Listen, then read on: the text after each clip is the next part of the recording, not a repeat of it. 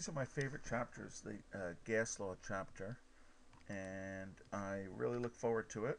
I hope this comes out good and that you enjoy learning this because I get excited about gas laws. Um, all right, so water's pretty special and gas is pretty special and it keeps us all alive and all these things. I don't mind doodling here. Um, well, we see here are some faded um, clouds, and clouds are not a gas. Okay, that's the first thing I want to tell you. Clouds are either solid or liquid. And that's one of the things we're going to learn because gaseous water, you can't see, it's invisible.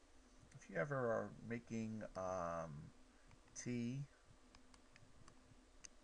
right, and the steam's coming out the tea, give it a little lid here, and eventually it all disappears.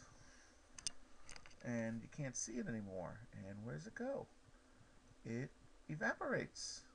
So if it's evaporating, then while it's here, while it looks like steam, it must not be evaporated. So the interesting thing is when you look right there, um, above the key kettle, you see an emptiness. Now, if I were really good, I'd take you downstairs to the kitchen and do this for you, and maybe I will.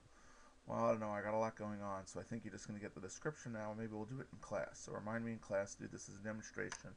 Maybe you could talk the sub into it.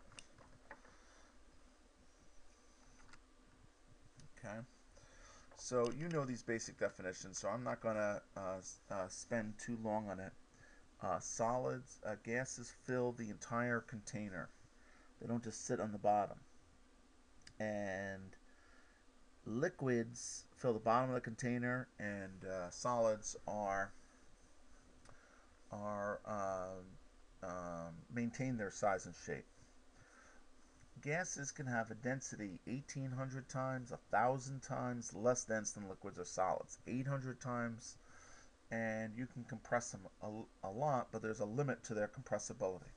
By the way, just so you know, I want you to take some nice notes while I'm chatting away, and then I want you to understand that it's going to be at most 30 minutes, maybe even less.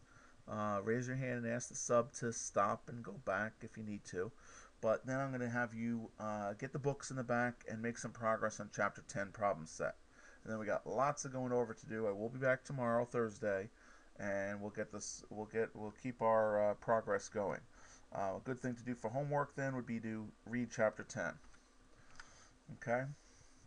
Now, maybe you remember from last year that air pressure is 15 pounds per square inch. Okay? If you took this square, never mind what they have here, but 1 meter squared column of air would have a mass of 10 to the 4th kilograms. Let me simplify this. Let's say this was 1 inch by 1 inch, okay? And you took all the air that was inside of here from the surface of the earth up to space and weighed it, it would weigh 14.7 pounds on average, 15 pounds or so. So that constitutes air pressure, 15 pounds per square inch. That's a measure of air pressure. Okay, we see over here that pressure is force per unit area. Okay, now, it's weird that in physics you're doing all this electricity first. Some of you honors physics students had a physics test or have a physics test today. Coulomb's law finally. I think today's the big test. KQ1 Q2 over R squared. How many times did I say that? Gee, I hope you were helpful. There was a podcast last night about physics I got talked to by a certain MP. But anyway, the SI unit of force is newtons. And the SI unit of distance is meters, but area is length times width is meters squared. So a newton per meter squared, if you had one of them, 1 newton per meter squared, that would be a unit called a Pascal. Okay? Under normal conditions, there's 101,300 pascals of pressure.